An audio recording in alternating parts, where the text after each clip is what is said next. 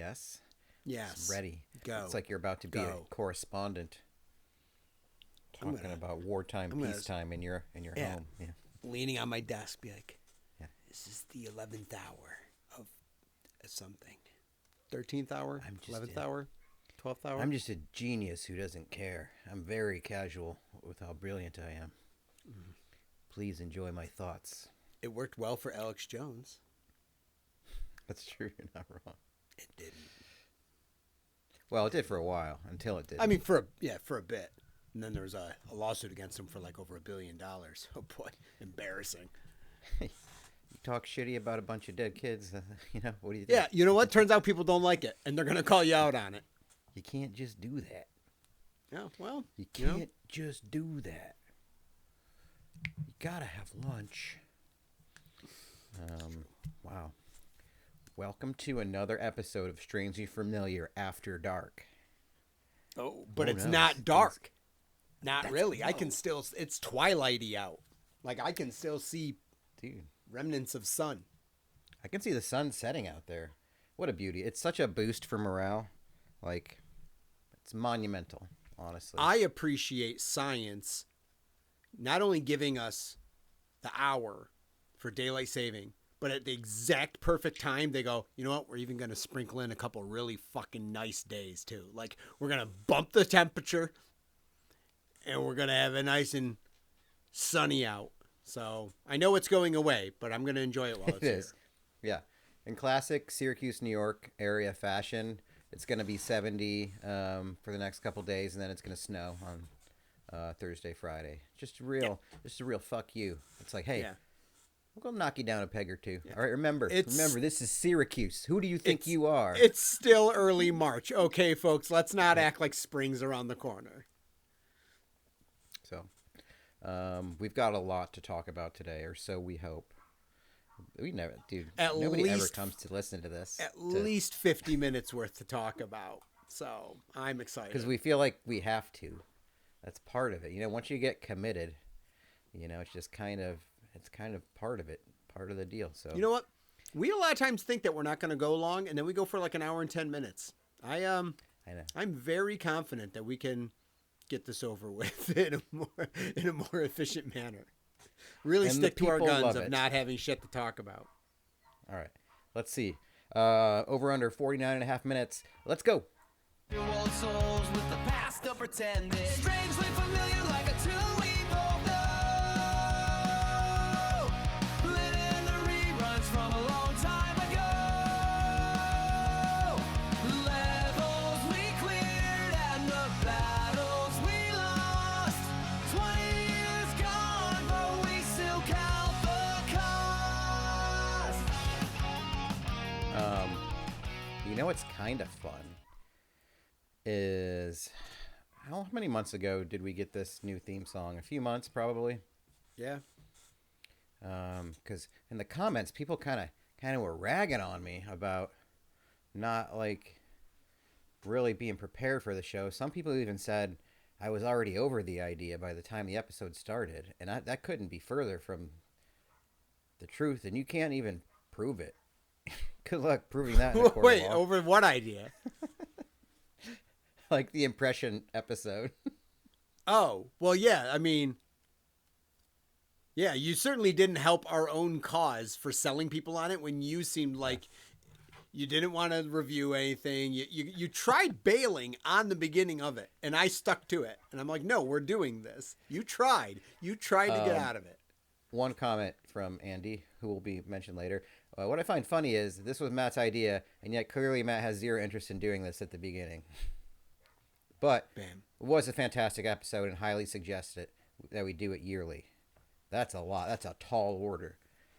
Yeah. What are the odds we do it again next year and we forget what impressions we had to do and they're the same ones? I'd say probably really good. I got to imagine there was an episode last year or the year before where we talked about daylight savings and all that and the sun coming back.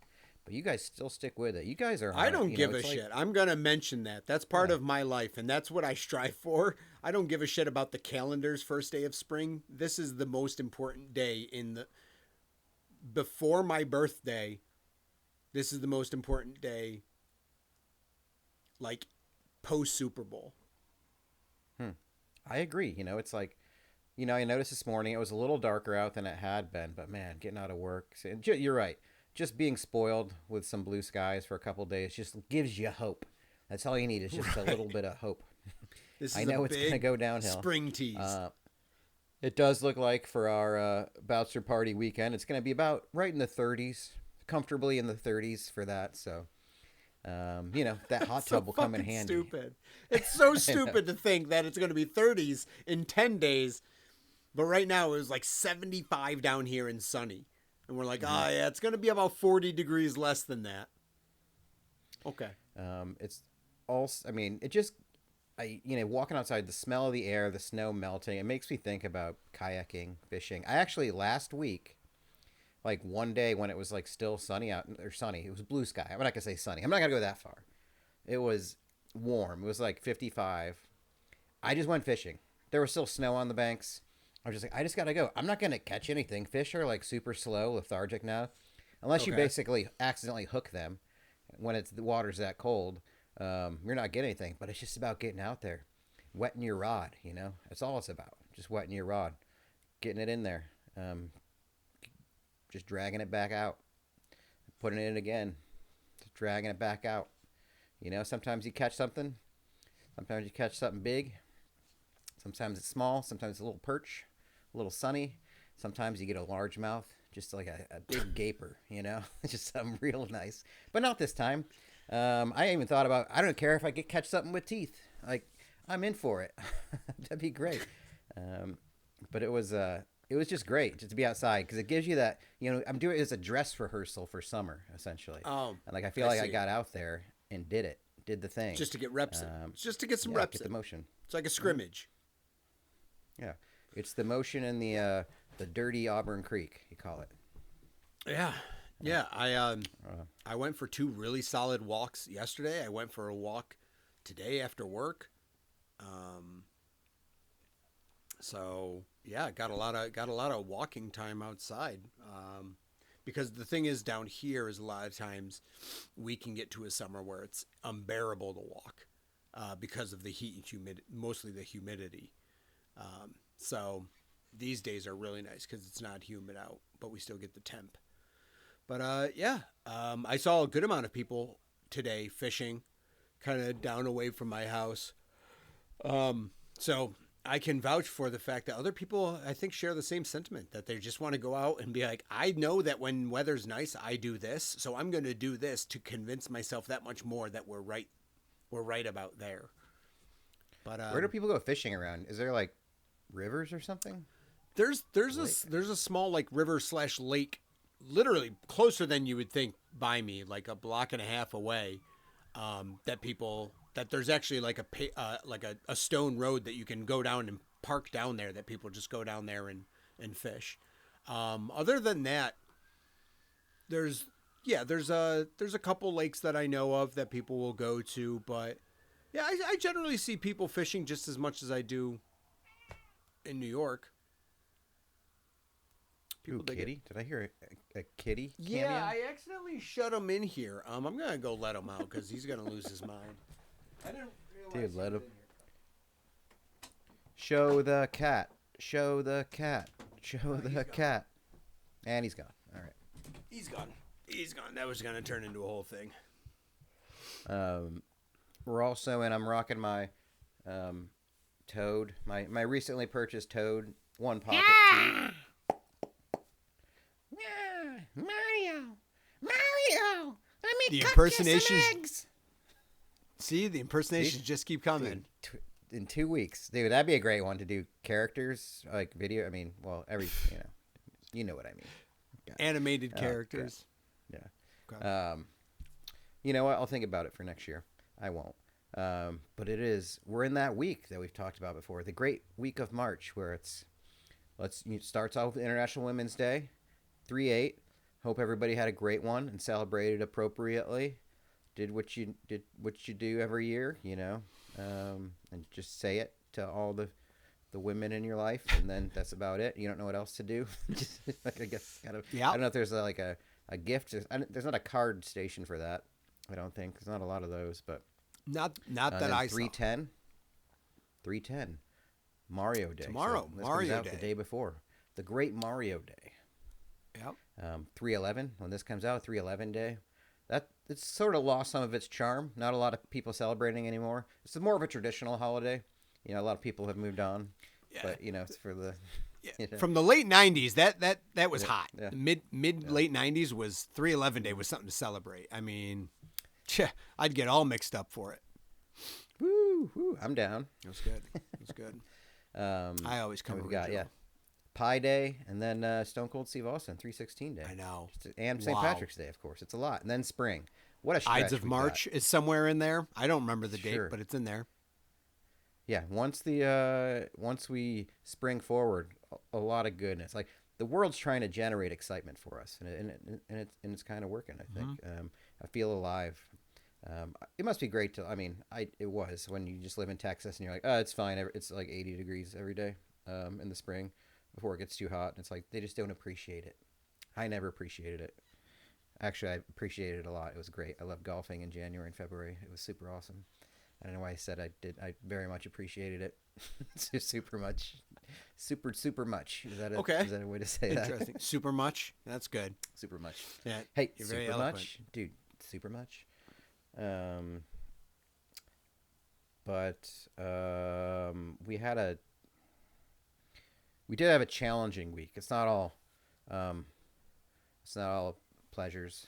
It's not all butthole pleasures. It is sometimes some bad things happen in life. Dude, what a shit. So everybody knows what the Sphere is. The great Las Vegas venue that only people have seen through online videos. I don't know. Somebody probably knows somebody that's been there for Backstreet Boys or New Kids on the Block or something like that. But it was announced that Metallica would be doing residency there in October. 2 concerts a weekend. No repeat weekends. And you, Jordan, myself, we were like, let's go. Easy peasy. We got the fan club access code. Jeff's going to get on there. Listen, it's going to sound stupid when we say this. Prices were $750 a ticket, okay? That's how it was advertised. It's like, hey, that's 2 shows you get in a venue that seats only 20,000, which is pretty small for a Metallica show, but it's going to be in this crazy venue where you're basically in a planetarium, and you know the production they're going to put on with the video and everything is going to be insane. So it's going to be worth it. Plus, you know, it's a trip to Vegas with some buds, do some gambling. I mean, we're in it to lose money. It would be a whole operation. You know, I would definitely get the free drinks and the $4.99 buffet. That's how we would subsist. Yep. But that's how we would do it. So you got on there. Day one. Tell everybody where our tickets are, where our seats are, Jeff.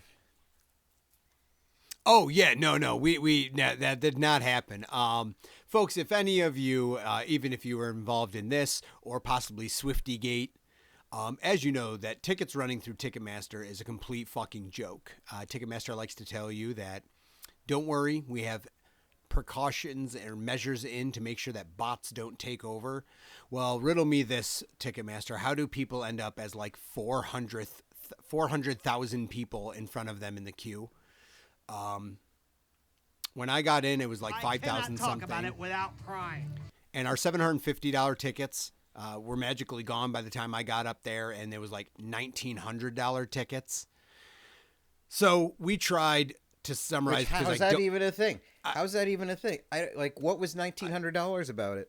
Right. I don't understand. Nothing made sense in this whole process. We tried multiple days because they go, oh, based on demand, we're going to add 3 more weekends. Based on demand, we're going to add dates in January and February. And it just kept the interest going and the hype going. So saw. So now they've got shows in October, November, like next January, February, March. Like they've got like all the nary a ticket could be acquired. Like it's just unreal. Like who has the tickets? I must know. Can somebody in the comment section do like and explain like I'm 5 about how this works? About how even if we were in the pre-sale. This was before they went out to the public, and somehow there was still a public sale. Like how could you not acquire tickets? 1,900, and then didn't the next day, you or Jordan were trying, and they were like $4,000 a ticket. Yep. Something crazy. And Yeah. where's the algorithm? We don't know. It's just very, very difficult to understand. Nobody really explains it to you. It just says that this is how much it is. And I don't know if anybody really knows outside of just general corporate greed, I guess, is behind it. I really need somebody to help understand where that's coming from. So if you could. So needless to say, yeah, we do not have tickets. But we've got a solid plan in place to go to one of those shows. Tell them about it, Jeff. Yeah, the solid plan is just go to Las Vegas and be there that weekend. And then day of, just keep refreshing. Keep refreshing. Someone's going to bail on their tickets. Someone will. But you have to be in town. Yeah. The market's got to be the highest that it's ever going to be because hype will never be higher. It's kind of like a rookie. When you get like a rookie card to somebody who's a rookie, everybody wants to buy it then. But unless that person is a Hall of Famer, it's never going to reach the level that it's supposed to. And I guess we are talking about technical Hall of Famers here. But, once you get there, people can't go. Things come up. And it's got to be real easy to get 3 tickets seated next to each other the day of the show, I would imagine. Right? It's got to be, right? That'll be all right. The thing is, we're in an excellent opportunity because if somebody is trying to get rid of 3 tickets, we're the ones that are going to, it's a very awkward number to get tickets. So we'll be there and we'll score and we will dunk on them. I just took an upper decker. All over. Yeah. All over the ticket price. I saw a lot of things about like legacy members getting hosed on their end too. Like even people that were legacy members were victims to and that's all like the chaos. People that are in the Metallica fan club forever, basically, or something like that. Yeah, so or old school. There's no longer a pay fan club, but back in the early days of internet, there was a fan club that you could pay to be in that would get you like, because we've talked about this how Metallica you engage in a lot of like their foreign releases, their Japanese releases, like old school Metallica club members used to have access to albums and stuff that other people didn't have access to. Yeah, they're called the fan can, and you literally get it in a can, almost like a paint can of like different like albums and merch and would come in it. And so Exclusive. They discontinued that fan club about 5-6 years ago. But anyone who was part of that fan club and used to pay now gets early access to all of their concerts, which I guess I'm sure has been working phenomenally for those people. But that's been a big thing, and there's this. There's a lot of speculation that Metallica always knew that they were going to do these additional dates and just created this chaos of the tickets to create the demand. Because the demand became worse and worse. As the dates were added, the demand and like the talk of how hard it was to get tickets made it harder to get tickets. So we actually saw less and less success the more days we tried to get tickets. Like it kept getting pricier and pricier. Yeah, so it's a bummer. Some people are hopeful, saying that the Sphere has like one residency planned in 2027, and that the likelihood is that based on this, Metallica will, even if there's a break, they'll just stay in Vegas all that year and like reopen another residency. They're going to be the Celine Dion of the Sphere. In all fairness, if this is the result you're getting, why would you not? If you're the Sphere or Metallica, why would you stop doing this? Everyone's clearly 100% in, but you can't anticipate that. So I think the real thing is that I think that plan of trying to go like the weekend that maybe there's like a Raiders game or something like that, one potentially 2 birds with 1 stone. So we can actually get tickets to that. Dude, yeah. We go to October weekend after the hockey season starts. So we nail 1 Raiders game and 1 Golden Knights game. If nothing else, we make a successful weekend jaunt of it. If we have to go to a Metallica concert, we will go to it. We'll adjust accordingly. We go there with no tickets in hand, but we figure it out. That's what Vegas is about. Yeah. If you're I was going to say with a plan, that's a really Vegas thing to do, is to be like, I'll figure it out. It's fine. We'll get there. Life will present itself to us, it'll be just great. Nothing bad will happen. I'm in danger. Yeah, that's fine. We'll come back with all of our money and pants for sure. It'll be real easy. If nothing else, just I'm down for like 3 or 4 magic shows. Easy. Like that's all a boy needs. It's a little bit of Lance Burton. Dude, doesn't David Blaine do his show out there too? Like he's got a residency. Pretty like, sure. Dude, we'll probably end up on stage. Things will get easy. It'll get better. But also, if anybody has a connect on Ticketmaster shit, please let us know. That'd be great. I was going to say potentially we could go see The Amazing Jonathan, forgetting he, in fact, died 4 years ago. Dude, yeah, but that would be amazing. We watched your tape. We watched your VHS of Lounge Lizards many times. Dude, that was a Comedy Central production, right? So he did the like a half-hour show. Like that was his comedy show, but it was Comedy Magic. Oh, that was I so didn't good. see it. Wasn't there a documentary produced about him like a few years ago, like when he was dying, essentially? Yes. I don't know if it's still on Hulu. I did watch it. It's pretty interesting because him and the documentarian didn't really get along that well. So it was kind of awkward, but like it made it feel like very different. I enjoyed it, but it was awkward. He's an odd guy. I mean, if you're doing a documentary on that guy who's a magician who also is like sick, like he's a pretty odd individual.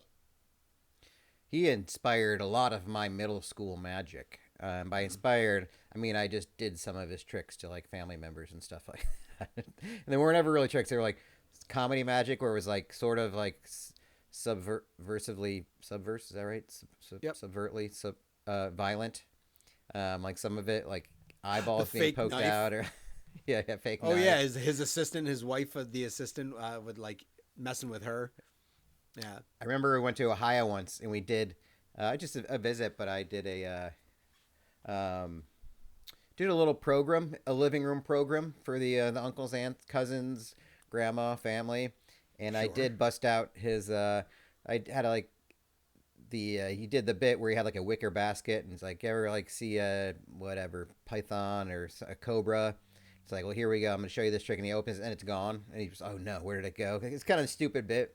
So I amended it a little bit and I had a shoebox and I was like, I'm going to do this trick with a python. And I opened it and I had like a little like cut hole at the bottom of it. And I was like, oh my God, it's gone. My aunt was literally like, oh my God, Matt. Oh my God. Are you serious? I was like, yeah.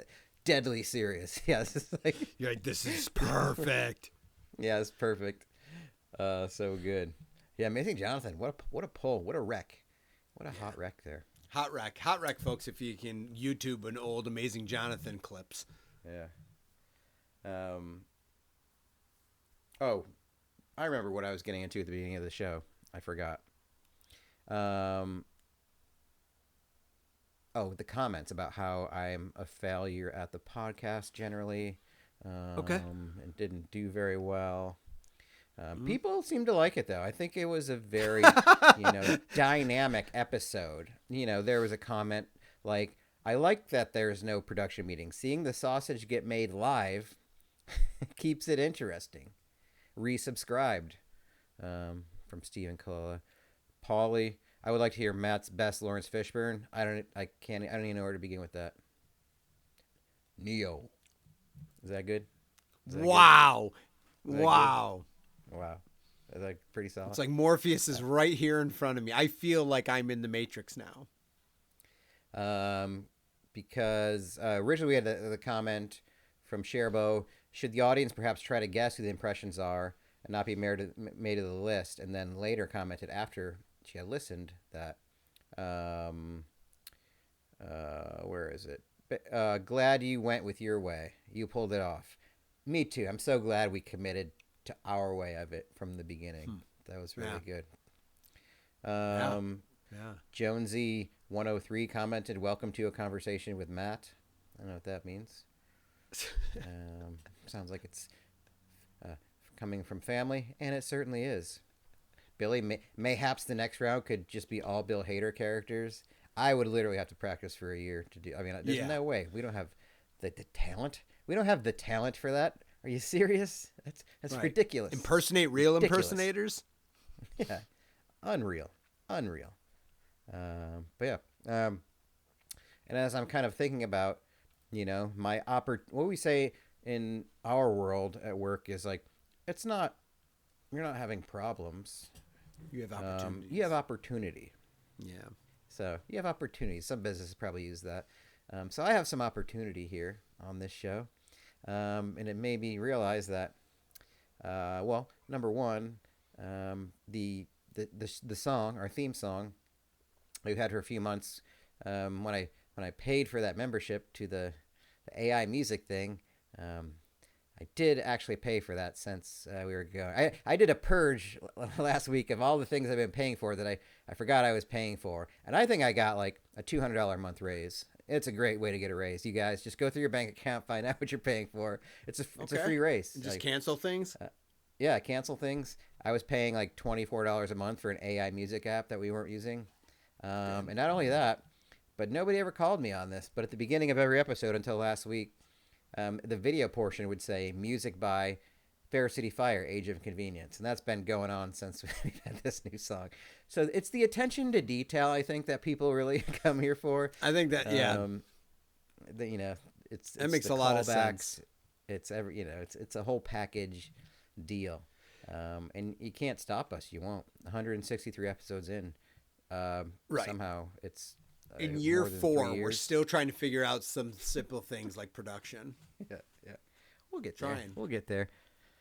10,000 episodes. That's what it says. I agree. It's a work in progress. To get it down. Let me ask you this. I want to ask your opinion on this because, not that I value it, I just am curious because we have a podcast together and that's one of the things we do. We need to keep talking. Okay. This past week, 3 days ago, I got teeth pulled. I got a couple wisdom teeth that I wasn't really using, and I got those clearly evicted from my face. Very nice. I don't even know if that's a shot.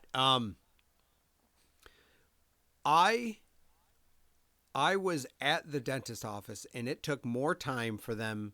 First off, I like that we numb the numbing. What I mean by that is that pre-numb.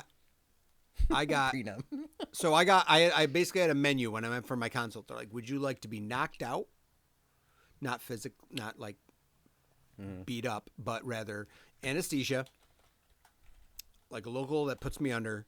Do you want some laughing gas to just kind of make you a little trippy so that you don't really process what's going on, take down the anxiety, or do you just want lidocaine so that you're numbed up but you're aware of everything going on?" I go, "Just do the lidocaine." I'm like, "That's fine." Did you research this? Did you get some reviews? How do you approach this? For what option you're going to choose? I figure you go with your gut? Like I said, I go, is the lidocaine going to make this, like, I'm going to be fine, no pain? And they're like, yeah, it's not a pain thing. It'll just be, some people don't like be aware of what's happening. I go, I don't care. It's like, I'm going to be more anxious about going out with gas, thinking I'll never wake up from you guys putting me out with anesthesia. I'm like, really? I'm more anxious about going under than staying awake. Whoa. I'd rather stay awake. So they go, okay. So we set it up. I came back. They give me back there and they're like, all right, we're going to do your numbing gel so that we can do your lidocaine shot. So I got numbing gel for my gums. Kind of tasted like bubblegum, shitty bubblegum. And they numb up the spots where they're going to stab you with a syringe. A swab, or do they just you get the rubber glove finger in your mouth? How does that work? Swab. They were classy about it. They did a swab. I'd actually laughed my ass off if they just gunked it on their finger and went like, I actually would have. I would have laughed my ass off. 2 fingers in, yeah. So, I came prepared though because I was going to be conscious and I didn't know how long it was going to take. I brought an earbud. Slap on a Simpsons episode and just have my phone in my pocket so I'll just listen to the audio of a Simpsons episode. How can, I just enjoy my time. Mm-hmm. So they shoot me up with the lidocaine. And of course, they need time for it to get in and work in. So I'm just standing there. I'm just sitting in the chair. And there's someone in the room next to me. And they're waiting for the dentist. And the dentist goes in, and I hear the dentist go like, okay, you're checking this, blah, blah, blah. All right, yeah, you're all set. Looked like he was doing like a follow-up appointment. Very short and sweet. And I just hear the patient going like, oh, all right, is that it? I'm going to go back to work. And guy's like, yeah. And dentist's like, yeah, you're all good to go. Hey, we'll see you next time. You follow up, the girls at the desk will book you. And he's like, yeah, got to go back to, I got a couple of some weird thing coming up. And he's like, and the dentist like is just trying to be polite and be like, oh yeah. He's like, yeah, it's they're a little bit tougher to work with. And the dentist is like, the dentist goes like, he goes, what'd you say they were? And the guy mentioned something. And the dentist goes, yeah, I don't know what that is. Like, dentist is clearly zero fucks interested in this guy's small talk because he's trying to get to me. And the guy goes, oh, it's a dog breed. He's like, it's a dog breed. And dentist is like, oh, okay. And the guy's like, yeah, those guys are really tough to deal with. Some people think that they make great pets with kids, but they're wrong. You know what? Jeez. Some people think that golden retrievers were raised to be family dogs, but they're not. No, people treat them like a shepherd. And the dentist is like, oh, yeah? Yeah, I don't know anything about that. And he just kept literally dropping the most social hints of like, I don't care. You need to leave. But this guy was like, from the age of his voice, I could tell he had been like low 60s. And this guy just wanted to fucking talk about what he does. And the dentist is like, no, we're done here. I said we're done. We are done here. So really like that my dentist was like, I have no time for you, sir. I have other things to do. But anyway, he comes in. All right. Well, then let's get to work. Yeah, comes in mad casual. And he's like, all right, let me look at your x-ray here. He's like, these things look good. He's like, I think we're going to be okay. And I go, great. Like good for the extraction? Yeah. And so he's Okay. like, I don't even think I need to drill. And I'm like, sounds like you're pumped about that. Are you going to wish them out? I don't understand. Listen, I don't know what happened. He had a little tool, and then he got some forceps. Boom, tooth out. Boom, tooth out. Dude, the process with the dentist took less time than it took for me to numb up with the lidocaine. What? Really? I was in and out of that chair with waiting for lidocaine to settle in. I was in and out of that chair in like 25 minutes. They gave me some gauze. I don't understand. They're like, I go, is there any like pain meds or anything? And she's like, nah. She's like, they didn't come out like they weren't loose. She's like, but there was no issues. Like the nurse is like, there's no issues. Everything's fine. She's like, so no sutures. It's like I was a hockey player. My teeth got knocked out basically. And then they're like, okay, here's some directions about how things are going to go. No prescriptions, nothing like that. Just came home, noshed on gauze for the rest of the day, and then they just scab up and that's it? Unheal? Yeah. Yep. That's crazy. I can't believe you. Well, Jesus Christ. It was an awkwardly simple procedure for me. And well, now we see, like, I think I would go under for sure. Because there's no better way to go than in your sleep. If I go that way, it's going to be better than any other way I'm probably going to go.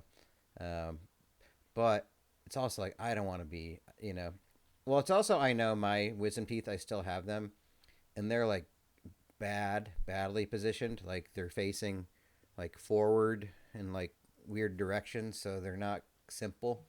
I had the opportunity to get them removed when I was 25. It was like the last year I was on my parents' insurance. So like, oh yeah, these are pretty impacted. You're going to want to get these out. Otherwise it could cause some issues in the future.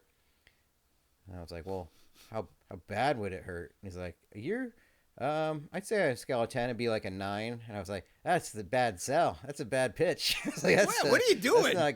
Yeah, I was like, why would you tell someone that? I know. I guess he was, just trying to be honest. Hard no. I was like, no, I'll see where we go from here. I'll take the risk. I'm not I'm going to really roll those interested in dice, that Doc. Appreciate you recommending me rolling those dice. Well, because I had a friend in college, Zach, who got his removed, I remember, and he got like all these dry sockets. He had to keep going back to the doctor. Like it kept like being super painful. He had to get like prescribed like pain medication, all that shit. So for me, if I ever have to do that, I'm going under. I'm not going to deal with it. I'm going to get knocked out. I'm going to take all the pain meds I can. That's the perk of it. That's the Percocet of it. And I would really enjoy that. But wow, What a brave man. I didn't realize you. When was the last time you were under? I think the only other time I actually went under was I did have surgery like on my upper gums when I was younger, probably like 8 or 9. I went under for that, and I think that was the only time I've ever gone under a local. Yeah, Wait, I don't think I've had it. Gassed? You never been gassed up? Wait. Okay, Going for that you were. going under, like unconscious, yes. Like I was Did out you get your for that. tonsils out or anything ever? Mm-mm. No. No shit. No. The only reason I still got got these your- out is because they were growing too far down because they didn't have bottom ones to counteract them. So You still got your gonads? Your adenoids? Whatever they're called? Both? I got both got of top those. and I bottom? don't remember Both having ads? those things removed. So Both ads? Yeah. yeah. Got them both. So no, it was very, very simple procedure. So just haven't really The fact that you're graduated to talking clearly. like crunchy foods. I've been basically on a liquid diet for the last 4 days. So I had some cheddar and broccoli soup tonight for dinner, and I had like a protein shake for breakfast and one for lunch. So hey, So wait, what were no. you? Did you start that? I was saying you were going to get my opinion on something. Was it about the doctor's approach? Is that where Yeah, we're going with that? yeah. Okay. How would you feel? Well, I was gonna say, how would you feel about like paying for like this big procedure or operation, whatever you want to call it? I would call this a procedure. I think baby operations are procedures in my head. They're not. They don't really dignify operation, especially if there's no incision. Should doctors get more so paid by the hour or by the difficulty? Oh. Should someone Like be a like a tattoo third artist? Yeah, like a third party should be there assessing the Hmm. situation and then evaluating how much that procedure just cost. Like I did a really like mine was very simple. I feel like I should be charged as such. And are you getting fucked at all on your like deductible for your dental insurance? Like, or like is it? Well, that doesn't reasonable? fall under dental insurance. That falls under healthcare. Maxillofacial surgery or something, whatever. But I don't know. I don't. I'm not. I mean, the problem is we don't know enough about it, so we can't really like. That's where they get you. Compete with. Like, Turns out I and the don't people know a that lot do about know, dentistry. They're not going to fight it. They're not going to fight it at all. They probably love that you didn't. For them, it's also like less of a liability. See, that's why I want anesthesia too. I want to put them to the test. I want to make them sweat a little bit. Okay. It's like there's a liability you're undertaking here. I'm a problem, okay? I'm going to make you work. I'm going to make you put all your insurance up front and use it. I'm going to make this hard for you. I'm going to show you what complications really can be. Yeah. I'm a complicated it- man. Yeah, you should have got a discount, I think. I don't know if you did. I mean, maybe I you mean, did. dude, Maybe it is if more he expensive. lined up a day of me's, like, and just went through and just plucking teeth all day with easy as mine, I'm like, he could have done 20 people. I mean, being a dentist is also got to be one of the most heinous jobs that can exist, though, too. Like, Dude, that's got to be brutal. mouths are disgusting. Yeah, just think of how many awful mouths you encounter. Like, no, just Not in all general, just mouths, checkups. right? Like you said, like mouths in general aren't pleasing. Like, Yeah. no. Just growths, bacterials, pus. all Like the I good stuff. find medicine interesting. I really enjoy like learning about like when I have something wrong, I enjoy learning about it and like listening to them tell me how we're going to fix it and why that fixes it and stuff like that. But when it always comes down to it, like, and I think about like, oh, I wonder if I should have ever gotten into medicine. I think of like surgeries and stuff, and I'm like, I don't want nothing to do with that. Like, I don't want to be cutting people open and being like, I think my studies said that this needs to be moved here and this, I should sew this up. Like, I just can't fathom having that type of responsibility like that surgeons have and stuff. Fuck that. That's such a fun thought for Jeff Warden to have, I wonder if I should have went into medicine considering the route that you took through college. Do you think you would have been like uber serious about it right away if you knew you were going medicine? No, God, no. At 18, no. Yeah, There was so- no, there oh, was yeah, no, yeah. there was no major that was going to save me at 18. Yeah. Whatever major I chose, I was going to fuck up. But I mean, I'm the first one to say, like, in retrospect, I should have gone into the workforce until I was like 22, 23, and then gone to college. That would have been the most logical thing for me to do.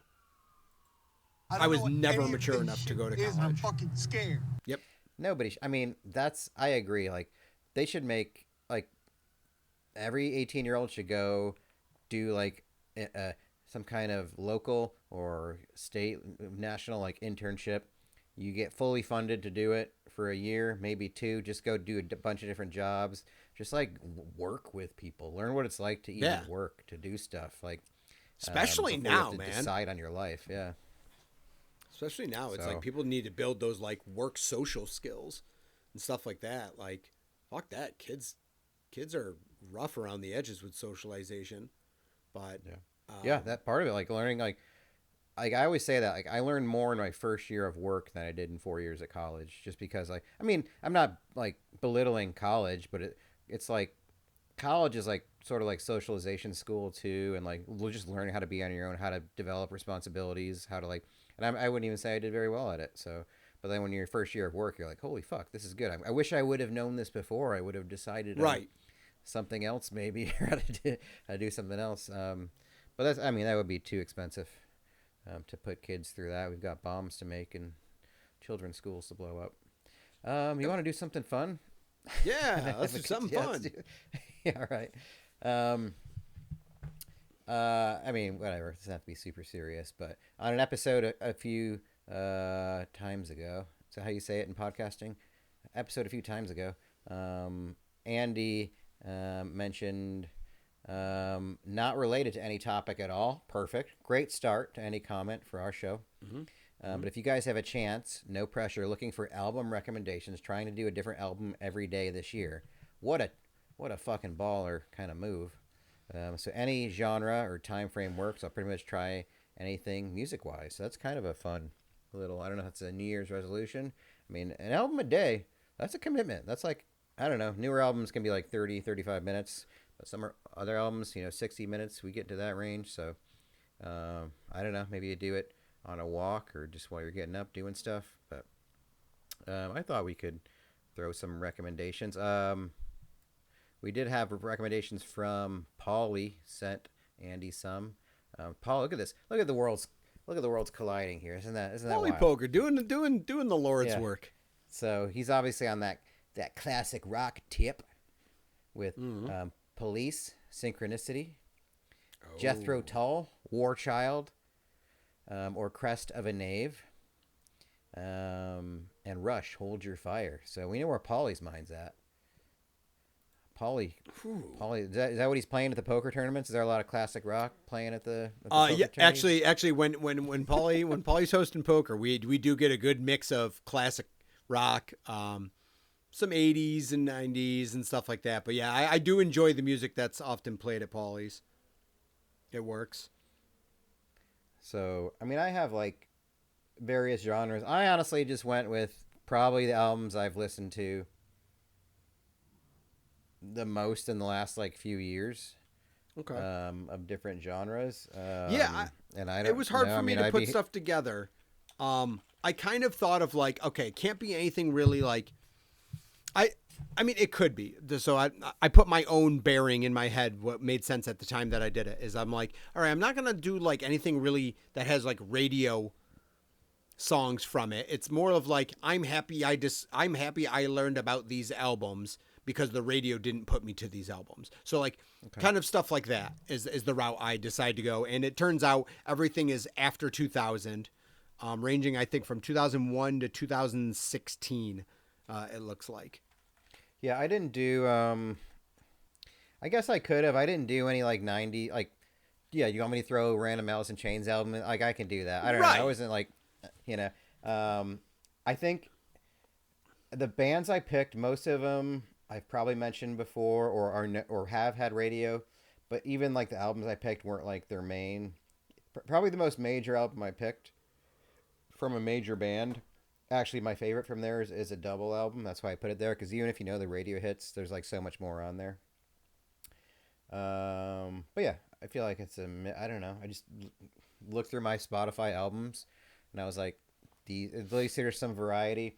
I didn't go with anything like, I mean, Andy, if you're into this, like one of my favorite albums, from 2023, like, and I would say is In Flames album called Foregone. But I don't know if you're into Swedish, Gothenburg style, like kind of metal, that kind of thing. But if you are, like, I love that. I really do. I love that album. But I'm not trying to go like too like extreme, and but then you get into metal and people are like, In Flames is an extreme, and that one returns them to some of their written. It's like then you get into that, and I'm like, okay, I don't even want to. Let's not have that. Just enjoy but it.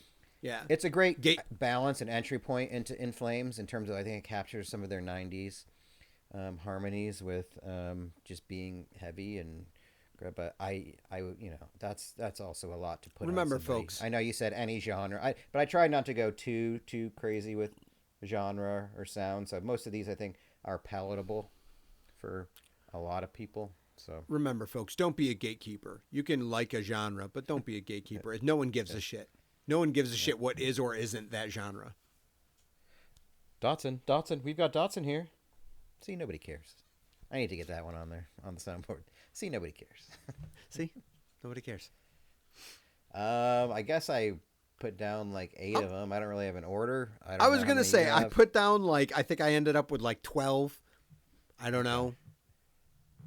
Do a couple or I don't know. Just what do you got? What's your vibe? All right, what you I'll working kick things with? off. I'll go. And Andy, by the way, Andy, you do have to listen to all these. You put it out there. You got to do it. I'm sorry. Yeah, and actually, episode by episode, rank them. Want you. Oh yes, Andy, we want your rankings. Homework.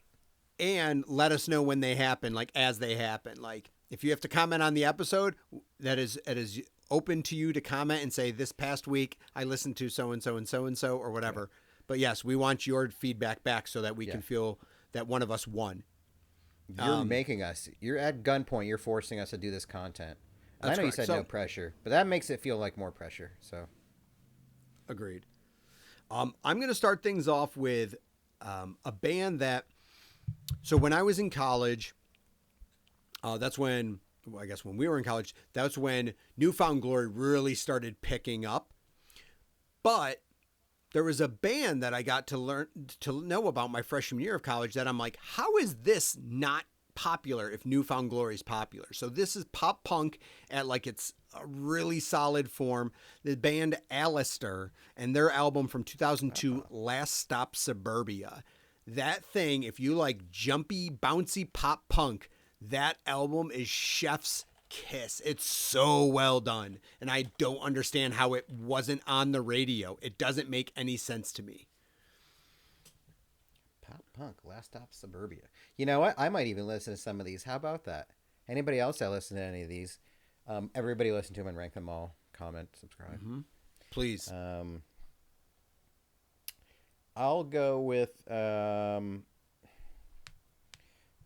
of these I've probably mentioned. Probably one of my favorite albums from last year. Mine are all from like 2010 and after, I guess. No, they're not all. There's one that's not. A band called Wet Leg. I think they had kind of their quote-unquote breakout hit album last year. As much as it can be, and kind of like they're kind of like an alt rock pop kind of like, it's very like it's a hybrid of things. So, but the music's all fun. It's more like, I would say it's like very, I don't know how to say. It's like Europeans just put all these genres together, but it's more like driven with like melody. It's like a female fronted band. It's very sexual in some ways, but also like empowering. But it's called Moisturizer 2025. It's got some like dancey hits to it. Okay. And I've gotten really into like rock, dance, or like pop stuff, and some of it's just really weird. But there's a song on there called Manjito 2 that was actually featured in Heated Rivalry the program about hockey players and what goes on in the showers. Some of you may know that. And it's so funny because I remember when the weekend went to Orlando with my friend, and she wanted me to watch all the show. Earlier in the day while we were at the theme park, I was singing this song. I was like humming it, like bum bum bum bum bum bum bum bum bum bum bum bum, and I was like doing that.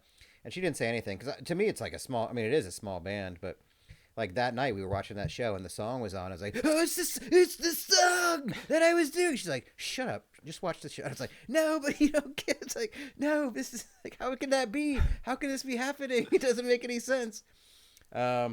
But really, it's a fun album. Like, it's a great car album. It's a great doing anything album.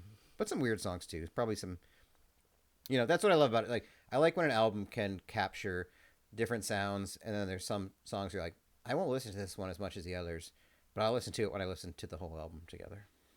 And I think it's got that. Okay. I'm gonna bring one. I found out about this band they had a song on MLB The Show 2011. Nice. So the band is called The Scissors, and the album's called You Can Make It Dangerous. The song specifically is the first track on the album. It's called Let's Go. It's a rock. It's catchy rock. I wouldn't call it like punk or pop punk or anything like that. It's just like a fun rock. And what's really neat about this band, male vocals and female vocals. So depending on what song you're listening to, someone backs up the other, etc. So they got to go around and really kind of play with it. There's some slower stuff, more mild, and then more like, obviously that song particularly is more suited for like a video game, sports game. So it's got high energy, but they have some like lower beat songs and stuff like that. Very different. I really didn't get into anything else they released, but that entire album by The Scissors, again, it's called You Can Make It Dangerous. 2010 was the album release. Really enjoyed that. And I would say the biggest thing that drew me to it is the vocals. Both vocalists are very, very good. All right. The Scissors. That's a good segue to a band, Canadian all-female band that features a guitar player who, in the last couple of years, came out as a lesbian and is now Canada's top lesbian, according to her. They're called The Beaches. So I think a lot of people know The Beaches. I think they're pretty, they've won a lot of, what's the Canadian Grammy that's really important? The Junos. The Juno, yeah. They've won some awards.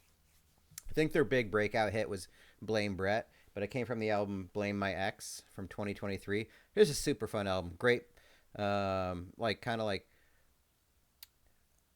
very like anthem-y rock, but it's not like super distorted or anything like that. It's kind of got like vibes of like early 2000s in a way, like pretty simplified, but like great vocal harmonies. Three of the women sing together. A lot about like love stories, heartbreak. This particular album in particular, like songs about like shower beers in the morning, which I like. I just love hearing that. Just like kind of getting, it's about partying for too long. It's about like kind of going through, I think, just kind of a heartbreak.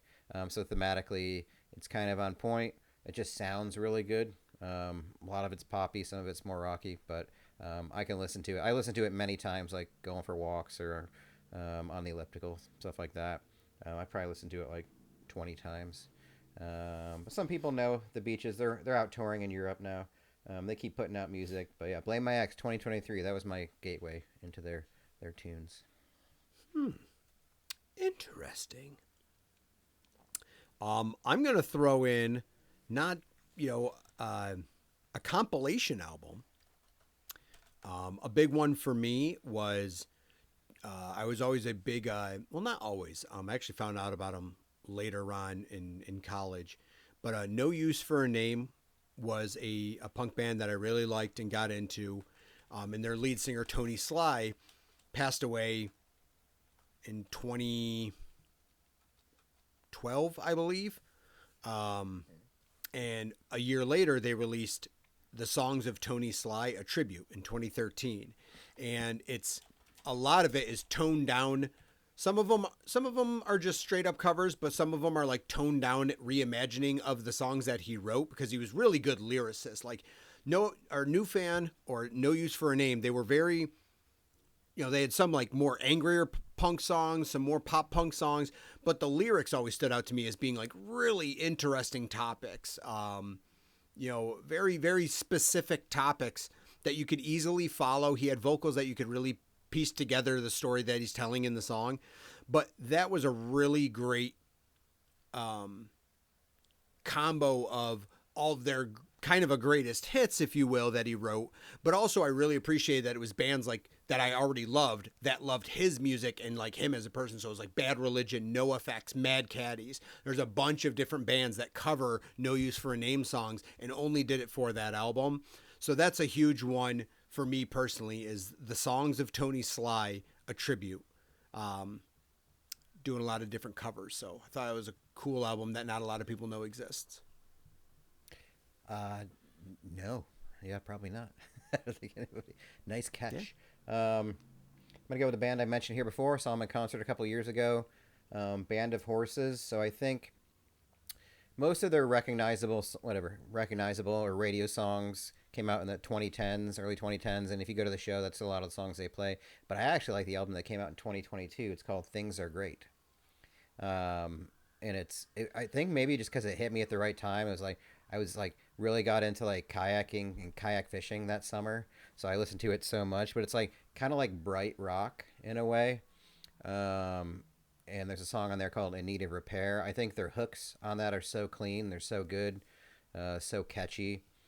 And like, it's a more, to me, it's a more uplifting album than some of the other ones that they've had where I think, it's very dark themed, but I think it's appropriate for who they are and the sound. But Things Are Great, just a great one. Like it's a fun, like good driving, good summer album. A good listen to another one I've listened to double-digit times at least. And I wish they would have played more of their songs when I went to that concert. They played a couple, but I'd love to see that whole album played live.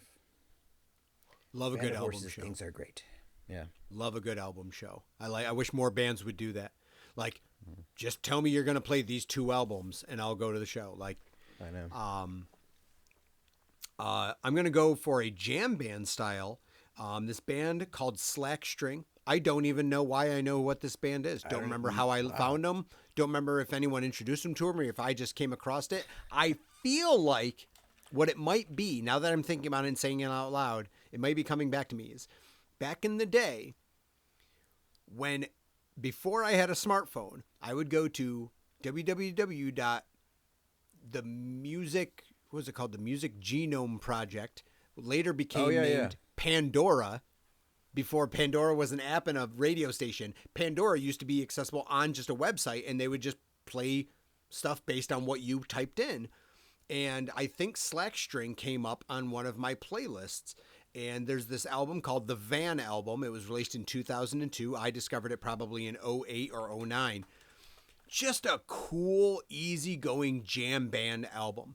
It sounds like these dudes were high as a kite and just wrote this fucking album in a van. And like, after they wrote this album, they probably hung out on the beach and maybe did some surfing.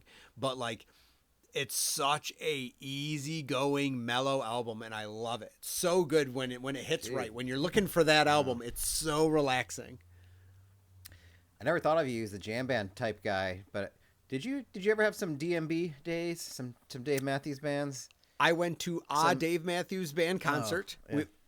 One, I did own a couple albums. I also, our friend that we grew up with, Mike, he also introduced me to Dispatch, and I really enjoyed Dispatch for a good long stretch. I mean, my buddy Brett and Chris, big Dispatch fans. I like those vibes. That's a great vibe, man. That's a great vibe. They had some amazing albums. But yeah, no, I don't listen to a lot of jam band music, certainly today. But man, if one's put on, I'm like, man, I forget how much I just enjoy like a relaxed, like songs like that. Like I love that shit sometimes. Gotta have it for the right music for the right mood. got a band called Vukovi, Vukovi. So I followed them ever since their self-titled album came out in 2017. Again, just like this is essentially like Spotify has gotten to learn me pretty well. When I used to do like the day lists or things like that, like I found this song called Animal, and I just love the album. Number one, the cover art is just yellow. It has a V on it. It pops so well. It's just like the simplest art, but I just love the coloration of it and what it looks like. So I listened to it, and this Animal song was it's like just kind of like pumps through, like it's just like it's a genre called, it's another Euro thing, but it's called I believe it's called death pop. And so it's another female led singer. So some of their shit, especially lately, gets really heavy. This one's more like poppy and dance inspired, but there's a lot of like guitar riffs, a lot of like chugging guitars. But there's a lot of nice switch ups. And again, it's all about the hook, all about the chorus, the melodies. Like really do a good combination of making like kind of a heavier song feel poppy, and just like I can listen to the whole thing. I used to listen to it at the gym a lot. I've listened to all their stuff since then. Every album that comes out. So they're one of my top listens. I mean, I follow them on YouTube, all that. But I think it's functionally it's a two-piece, a man and a woman. But I think they have like obviously other pieces involved along the way. But they're just in it. They just keep making music. They're fun. They're very passionate. But that album, I think, just has some really fun moments. Like each song seems to have a moment. I love when songs have a moment where it's like, oh, that's fucking cool, or there's a big switch, or a change in tempo or something where it's like, oh fuck yeah, I can't, that was cool. So it's kind of like one of those, albums. So that one's a good like energy album if you need some energy, especially doing a workout or something like that. Vukovi, I guess that's how you say it. I don't know. I'm assuming, but maybe not. I don't know. I'm going to go with, I may have even talked about this album before, or this artist. I love recommending them. I love playing them for people when they're in the car or something. Like, it's just one that I get joy out of. MC Lars and his album, This Gigantic Robot Kills. It is from 2008. So MC Lars, I believe his name is Andrew Nielsen. He is one of the founders, or at least pioneers of what's called, oh my God, what I was just going to call it, like nerd rock, technologies, rock? as he calls them. Oh. So it's basically all like rappers with laptops, and a lot of them are seen as being like nerdy, dorky guys. He went to Stanford, which I always thought was like wicked cool, that like really brilliant guy. Got an English degree, so he does a lot of his hip hop songs about, like, he's got a whole album about Edgar Allan Poe, but he has a song. Well, This Gigantic Robot Kills is the title track, and that features the Aquabats, and he made a ska song about ska. But he's also made a song, like an introduction song for himself called True Player for Real, and it features Weird Al on accordion as he raps over it. Like, so he does all these weird things, but he's just got really, really fun songs, but then he has really smart and in-depth songs too. And that kind of nerdcore rap stuff is just, it was so refreshing to discover, because I'm like, what in the world is this? There was a song by, the only other thing I can think of in mainstream where I heard like nerdcore is one of his friends, MC Chris, has a song on Zack and Miri Make a Porno.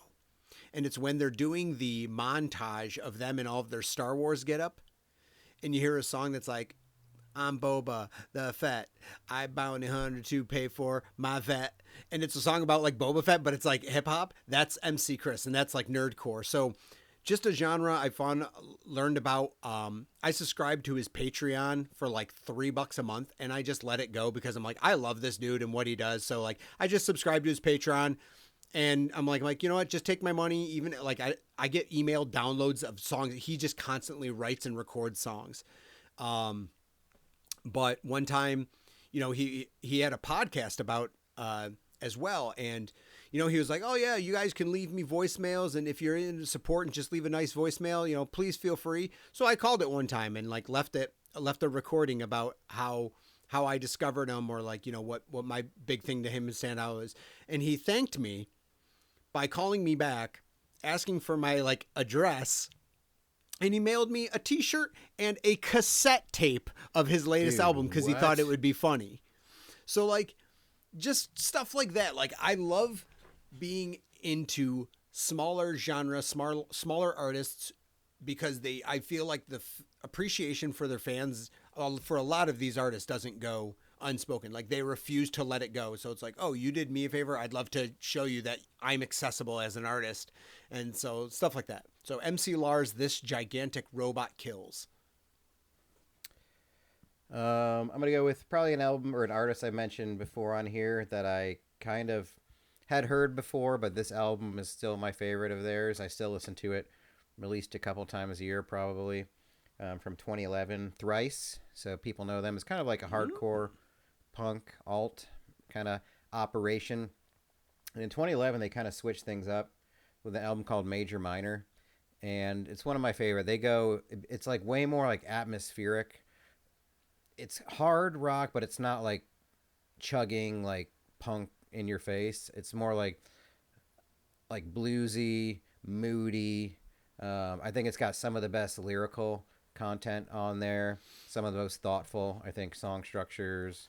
I think there are some heavy moments, but I think it balances out because it exists in these periods where there's like just maybe like a ringing guitar with like a couple drum beats that like it has these pauses and these changes that really just do it for me. It feels like, I don't know, it resonates with me. I get a lot of like emotion listening to it. Like the first song, I also think it's like one of the best constructed albums from start to finish in terms of like the ebb and flow of the song choices in terms of the order that they put it in. So yeah, I just really enjoy it. Nice. I think it's worth the listen. I would say it's more mellow and moody. The heaviness is never like. There's a couple songs that are quicker paced, but they fit perfectly within like the scope of like what the album is kind of like putting together. So I think it's well crafted, well written, and the sound, I think just itself, the aesthetic sound of it, like the guitar tone, I really enjoy. His voice, I really enjoy. Just solid. I will never stop listening to that album ever. So. You better stop. Better.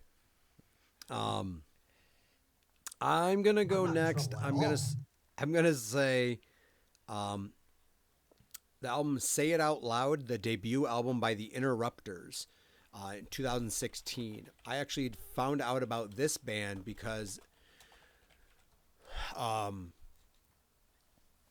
was I gonna say? New Year's Eve 2015 in downtown Buffalo, I decided to go to a Mighty Mighty Bosstones New Year's Eve concert. And the Interrupters opened for them. And I'm like, these people are delightful. Really got into a crowd. They're not a ska band. They're more of like a modern pop punk. They were discovered by Tim Armstrong from Rancid. So they have very much, he's the producer of all of their albums. So they have that kind of vibe to it. But they... very much kind of like a Pennywise anthemic kind of like positive vibe, but really like stand up for what you believe in, stand up for family and friends and all of this. And what's cool about this band, just in general, it is an entire family. It's twin brothers that one plays bass, one plays drums. Their older brother plays guitar, and his wife is the vocalist. And they crush it. They have phenomenal vibes together. They release just great 30-minute album to throw on. Their sophomore album, which I can't think of off the top of my head, was just as good, but this one really stands out to me because, just right out of the gates, it was kind of you always feel a certain connection, at least I do, with bands that you've learned about because you saw them live open for other bands. Like, you're like, the day before this before I saw these people live, I would have not known who you were talking about. So I kind of like there's something that I recall about certain bands that I see live, then get into their music. And this is a massive example of one of the most successful stories of that. So again, it's the Say It Out Loud by the Interrupters. You know, Say It Loud, the first EP from one Fair City Fire. Very close. Very A lot close. of people saw them live. Biggest band on the list, no questions. Red Hot Chili Peppers, 2006, Stadium Arcadium. I Double thought that's album. what you were gonna say when you said the double Really? album. I'm like, well, Holds up. I can listen. Even like, you know what's weird is like the hits you almost skip because you heard them so much on the radio, but everything else on that album again paced so well. I love how like whatever CD2 starts with a song called Desecration Smile, which is very mellow and melancholy. Just got a good balance of some of the funk. I think it was the first album that John Frusciante came back on, and you can kind of tell, like, you can hear his stylings on there, like tons of solos, tons of like riff work, tons of funk, like, but not like super 80s like that kind of funk, but just like really good songwriting. My favorite song on there is called Charlie, just like a build up with this kind of epic solo. I think it holds up. It seems like it's such a randomly placed album when it came out. Like, I guess it had hype in terms of like it had some of the singles, but I don't think anybody expected it to be anything. And I don't know, maybe it's not a lot of people's favorite, but I think the whole thing holds up. I was listening to it front to back many times. I love the melodies on there. Just really great songwriting. Again, yeah, John Frusciante, a masterclass, I think, in guitar work on there. Well worth it. And Andy, you can count it as 2 albums if you want to, if you listen to it. So I'll give you credit for 2 if you want to listen to both CDs. You can do it that way. But still holds up 20 years that later. was kind of like that came out to what 06. So like Yeah. radio was still big and rock was still popular enough that when that album came out, I like to the point of you saying you skipped the radio hits, it's because those songs were played a lot. Like, because they were it was like them in 06, it's like, okay, we have them and the Foo Fighters. Like, if one of those guys are releasing an album, we're probably going to beat it to death. Like, so I remember like Danny California and Snow and Tell Me Baby. Those songs were on repeat on the radio. But Stadium Arcadium itself, I think, was on the radio. Yeah, we had I have a buddy who's huge into music, and he raves about that album. It's funny you bring that up because like that's one that he loves that album. Yeah, so Even, I mean, I've never sat down and listened to it, although I've probably been exposed to it from like at college, like around fraternity brothers and stuff like that. I'm sure I listened to more of it than I think I did. When I did my first podcast as a solo podcaster in Austin in like 2010, Lost in Austin, clever name, huh? I used a song called Torture Me from the album on there too. It has this like crazy bass line that starts it out. Wow, at that time the album was only 4 years old. Now it's 20 years old. But yeah, Wet Sand. I mean, god damn, I'm just looking at this track list. Like all of these have like, again, I think like moments on them, or like they can kind of be anthemic. But and it's just, I mean, again, John Frusciante, just all-time performance, I think. I'm gonna go RX Bandits and their album Progress. If you are familiar with the RX Bandits, folks, they started off as a very run-of-the-mill 90s ska band. Just a regular mom and pop pharmacy. Got a little weirder, probably because of drugs. The lead singer, Matt Embry, was a known drug enthusiast, we'll say. I saw them once and he could barely function. I guess it was his birthday at that show. Okay. Yeah. But 2001 Progress came out, and for me, when I learned about this album, I think I found this album in 02. it was when I was really opening up my window to like other types of music, non-radio music and stuff like this. And I heard this and I'm like, I have no idea what I'm listening to. I'm like, it's rock. And there's some elements of like ska, which is familiar. Ooh, there's some elements of punk, which is familiar. But there's also like almost like Rush-esque, like kind of like industrial sounds sometimes. And like, what am I trying to think? Not symphonic. What am I trying to think of? Like Prague. Progress. Prog rock, right. It's called Progress, Yeah. and I couldn't think of progressive or prog rock. But there's a lot of just weird sounds. Each song is very different. It envelops you. It's a great album to sit down and go, I don't know what the heck I just heard, but there's got to be a song that goes like, oh, you know what? I kind of dig that. So either you can like love the album and appreciate all of the sounds, but even if you don't like every song, there's probably a song that'll stick with you and be like, you know, that I could listen to and that I would put on, you know, that I'd put on my playlist or my mixtape. So highly recommend that one, not because I'm thinking you will love the entire album, because you're going to see the differences and some song or two will stick out. No matter what you like. All right. 2015, an operation called, procedure called The Magic Sword, Volume 1. The Magic Sword is basically like a synthwave act. No song, no singing at all. Just all instrumental. But like a lot of building, a lot of like a lot of guitar, a lot of synthesizer, like kind of harkens back to like some 80s synthwave, except it's like fully operatic in a way in terms of like the builds, the sound wall that they create. But the melodies are so good. Like they'll take their time to build something and to like really have like kind of just an explosion of sound and to like really make you feel like it's one of these albums I would recommend listening to like almost in the dark with headphones on. Like it'll make it feel trippy. I'm not saying like it's like a trippy album where like holy shit what's going on, because it all like it's all structured very well, like, but the songs are crafted so well that it makes me feel some things, you know. It's like sometimes it's very like quiet in its build, and it'll like kind of pick up a pace. Some of it some of it you feel like you could dance to. Like it's a great show with lasers and stuff like that. I've even seen them like they have live videos on YouTube. I didn't realize. I thought it was like a DJ, but they actually just play the music live. Like it's a band that plays it all together.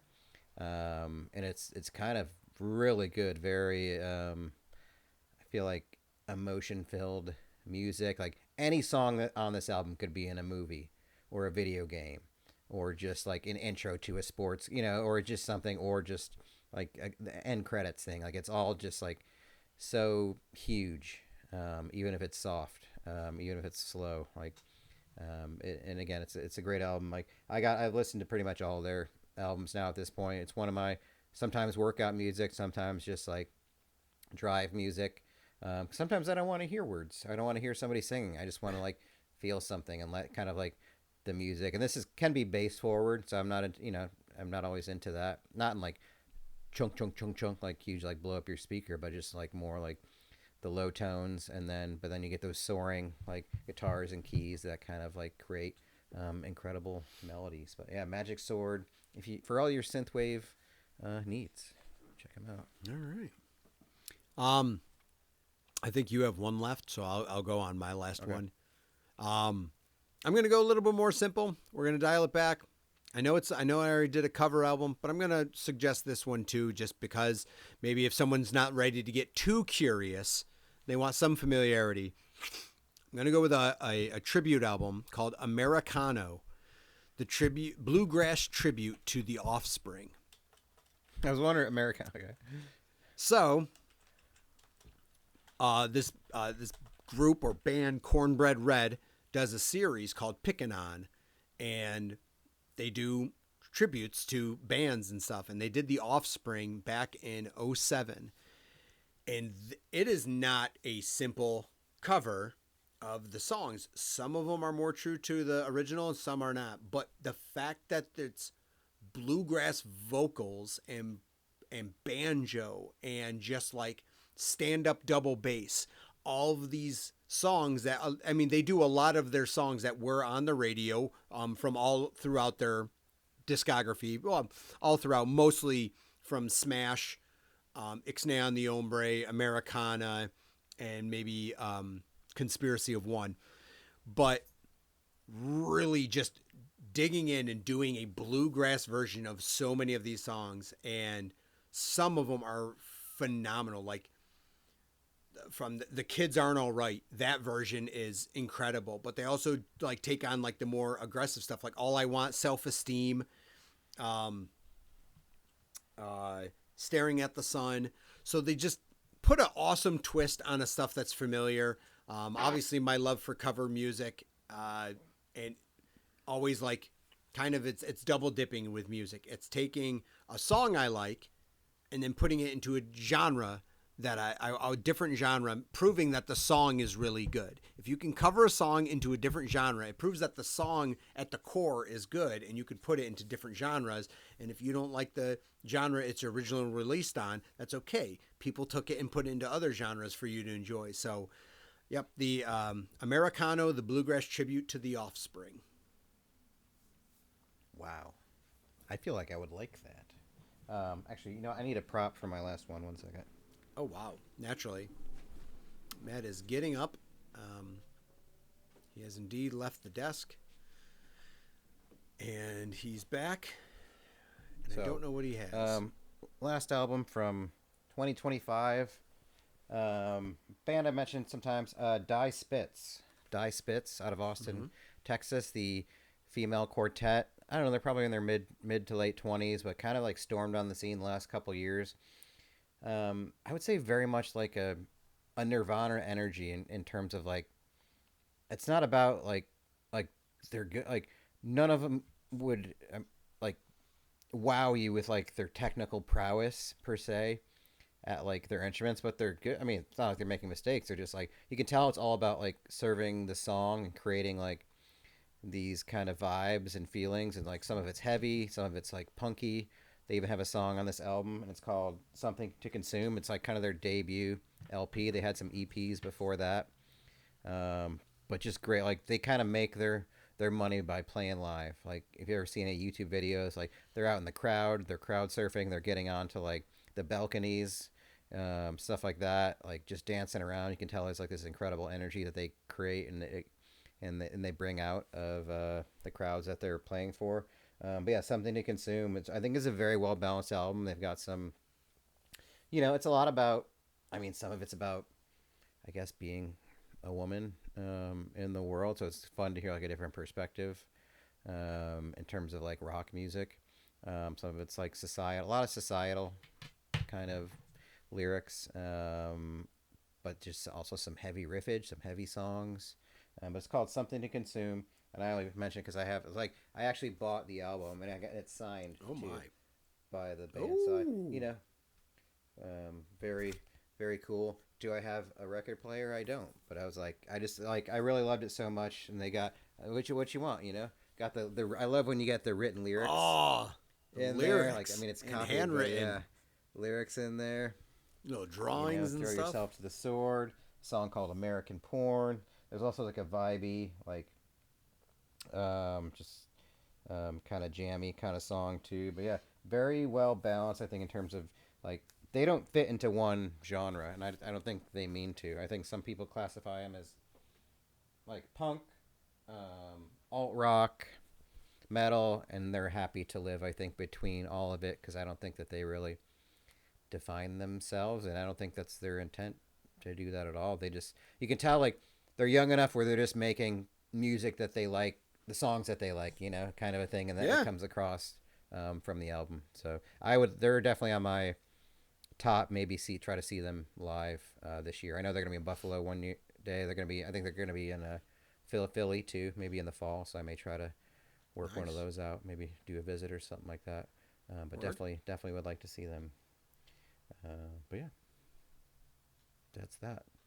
Well, that's 16 albums, Andy. And at just under an hour 25. We made the 50-minute cutoff. Nailed it. I mean, what'd you call it at Made the beginning? An hour 20? Is that what you said? So. Something like that. But So yeah, Andy, you do have to listen to these all. No pressure. I mean, you don't have to. Just you do. At least. You do pressure. And it's very important for me that you validate what I like. It's very important. Don't come in with the negativity. Don't tell me my tastes suck. I won't be able to sleep. What I like has to be important for everybody else. It'll ruin me. It'll ruin me. I can't like it because I like it. I can only like it if everybody else likes it. That's right. Part of it. Yeah. But yeah, we're gonna have to figure out a schedule coming up because we got a big week coming up. Yeah. Are we gonna? There's no way we're gonna try to record there, right? That wouldn't happen ever. That seems like a whole thing. That does seem like a whole thing. We'll have to figure it out. Dude, here's one. So next weekend we record for the pre-bachelor party, and then when we get back, Jordan will be here with me. We do a little Jordan special guest. Do our next special guest episode. That's true. We could. Maybe that'll work out.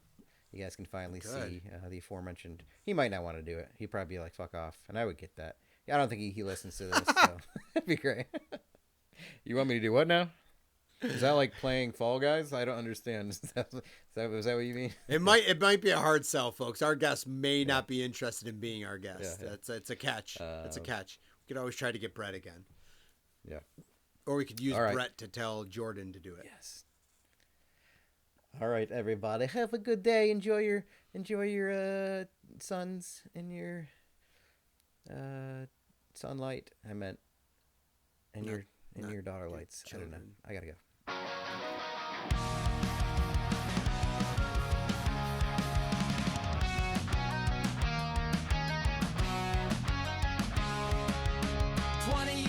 Like an old arcade screen, man and jet back where the stories began. Joystick dreams and a pocket full of quarters, laughing about bets and a taste of disorder. From pixel skies to the vinyl they spun, movies and memes under the same neon sun.